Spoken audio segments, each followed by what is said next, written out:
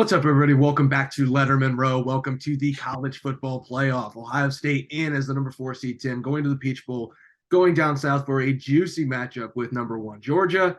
The matchup a lot of people expected Ohio State to be in the national title game is now a semifinal. Long story short, Tim, the Buckeyes are in. That's all you can really ask for at this point, considering what happened in the Horseshoe 8 days ago. But the College Football Playoff Committee clearly decided Ohio State deserved a mulligan, deserved to be in the college football playoff based on those 2 wins, most notably over Notre Dame and over Penn State. And now, you want to be the best, you got to beat the best. You get the defending national champs on their home soil. First thoughts, Ohio State, Georgia, Tim. So you're saying there's a chance, number one. Number two, reminds me of 2014 to a certain extent. The Buckeyes didn't exactly step in through the back door then. They beat Wisconsin 59-0, but proved themselves on conference championship weekend that they deserve to be in the game, ironically ahead of TCU, and Baylor. So it is what it is. But, Alabama had no argument here. I mean, I will give it up to lawyer Nick Saban for putting forth an argument, but he left out the fact that Alabama could have been beaten 2 more times this year and have 4 losses. I'd like to have heard his argument then.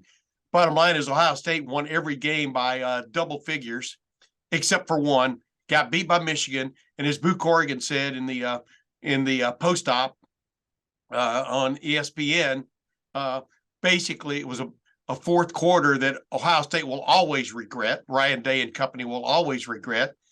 But otherwise, Ohio State was worthy of where it's sitting right now in the college football playoff semifinals based on the way everything else fell into place, including basically playoff dreams wrecker South Carolina and what it did the last 2 weeks of the regular season.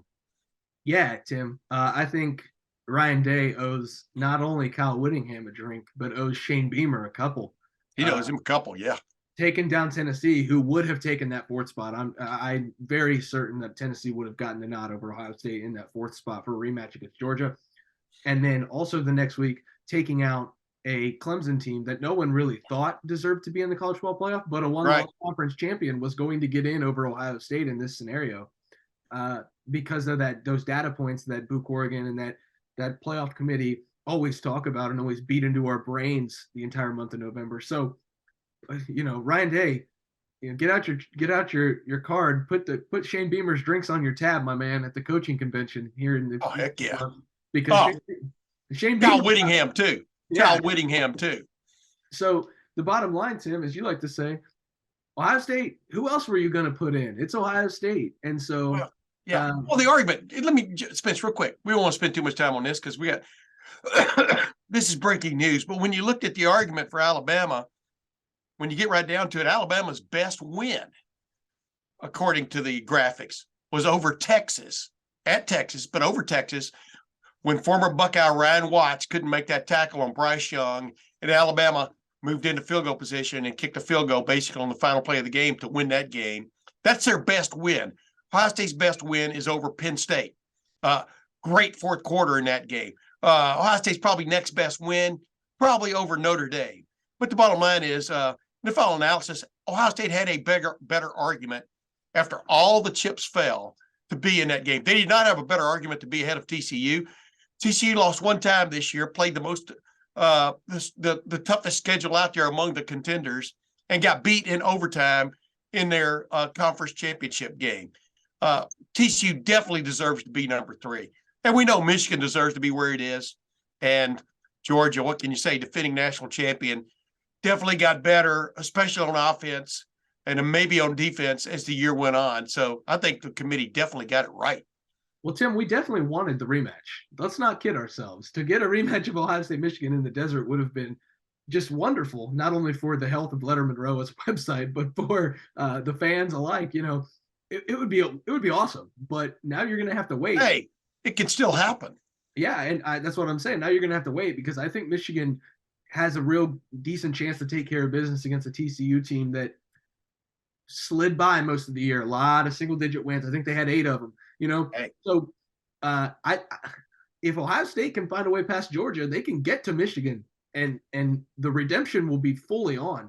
2002, that 2002 Ohio State team slid by, almost got caught at home plate against Illinois. and then they win the national championship, big underdogs going into that game against Miami. There's something to be said for a team that finds a way to win games. TCU is that team this year. So Tim, let's stick with 1 versus 4 here. What the people want to hear. Your initial thoughts.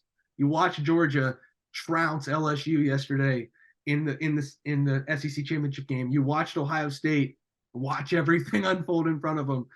You've seen this Buckeyes team 12 times this year, as have I. Your first thoughts on Ohio State, Georgia in, again, I'm going to keep saying it, a juicy Peach Bowl matchup. You see what I did there?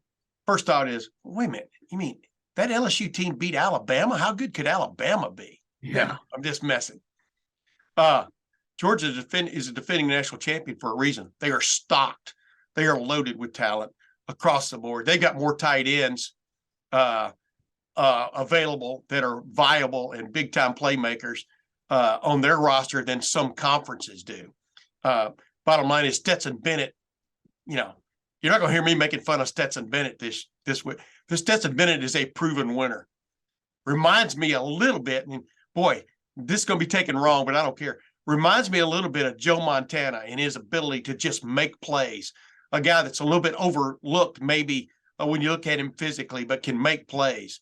And then defensively, hey, I'm gonna quit moving the cream around here. This will be the toughest test Ohio State has faced this year, without a doubt. We all know that. Will Ohio State be 100%? We're still waiting definitive word on Jackson Smith and Jigba, whether he is done at Ohio State or not. We haven't gotten an official claim on that. But bottom line is Ohio State should be rested, should be 100% physically as much as it can be, and it will need everything it's got against Georgia in the Mercedes-Benz Dome, in the Peach Bowl, where I said they were going to play all along, but not necessarily in the way they got there. I thought there was a good chance Ohio State would be the number 1 seed when this was all over, when I was spouting that off way back when, and if they would choose to play or hope to play in the Peach Bowl, because that's a place they've never been. But we know it's going to be rocking and rolling. But the bottom line is this will be the toughest test. I think anybody can see that, except maybe Kent State. This will be the toughest test Ohio State has faced all year. Kent State, then you look at not South Carolina, Kent State, Missouri, Kentucky. Yeah. All of these teams gave Georgia fits. Now, Georgia is a different team in big games. I understand that. They turn it on in big games. They're almost like a transformer. They go from a sports car to a death machine when it comes to big games. But Ohio State has the ability to do the same thing. We haven't seen Ohio State hit that peak level yet. Maybe the fourth quarter of that Penn State game is a good barometer there, but Ohio State's going to need to play as well as it possibly can to beat Georgia. It's going to have to. But, Ohio State had to play a near perfect game in the final 3 quarters to beat Alabama in 2014. And look what happened. Alabama was that death machine nobody thought was going to lose.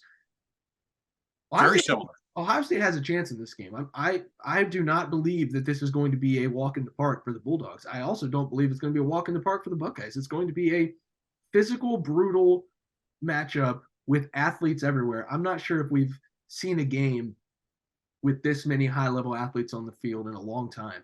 Yeah, and just watch the Georgia on the offensive line, defensive line. The word violent, that is the correct term. The way Ryan Day urged his team to play in the second half against Utah in the Rose Bowl, 11 and a half months ago. That's what you got to bring almost every play against a team like Georgia. You got to go in not fearing them, but, you do have to snooker them a little bit, I do believe.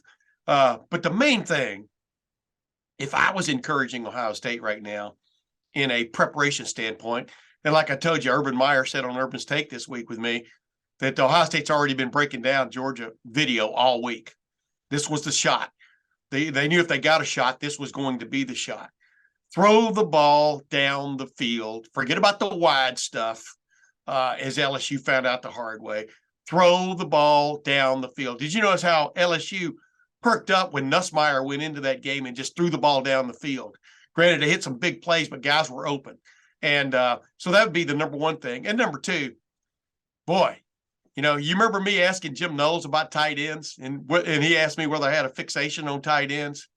Well, dude, you better get a fixation on tight ends in the next 4 weeks because they're going to be coming at you in double.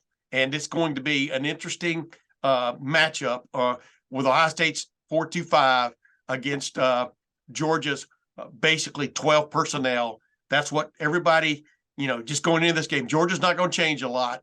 They're not going to change a lot because they've been very successful. And like you pointed out a minute ago, Spencer, they've become more and more of a juggernaut offensively as this year has gone along, especially in games they had to win big time. And that's what's coming. Yeah, this receiving core from Georgia isn't going to blow anybody away, but what will blow them away is two tight ends that are both two of the best tight ends in the country. Brock Bowers is 6'3", 220, and he looks like a tiny, tiny man compared to 6'8", 280 Darnell Washington running the field. Guy looks like a defensive tackle in the NFL, runs like a deer. This secondary is going to be tested, Tim. You thought it was tested against Michigan with blown assignments and things. If you're not on your P's and Q's against Georgia, it's going to be a long day.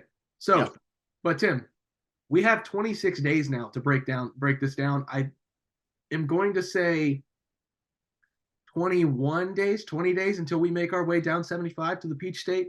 I can confidently say that you will be there. I can confidently say that I will be there unless something crazy happens. Ohio State and Georgia in the Peach Bowl, Tim, a juicy, juicy matchup down in the Peach State. I'm so excited to get full coverage of that. We'll have another video at lettermenrow.com in the aftermath of Brian Day's press conference, as the politicking last week and on College Game Day seemed to work. The Buckeyes are safely in the 14th field. They will play Georgia in Atlanta. And also, Tim, it's officially the late game, 8 p.m. They gave the Fiesta Bowl the early treatment. They want Ohio State and Georgia in prime time. I got a feeling, Spence, you and I are going to be sitting right next to each other when the new year rings in, and there still might be 5 minutes left in that game. I mean, not looking necessarily forward to that. Boy, when I used to work for a newspaper, for the Dispatch, those were our worst case scenarios.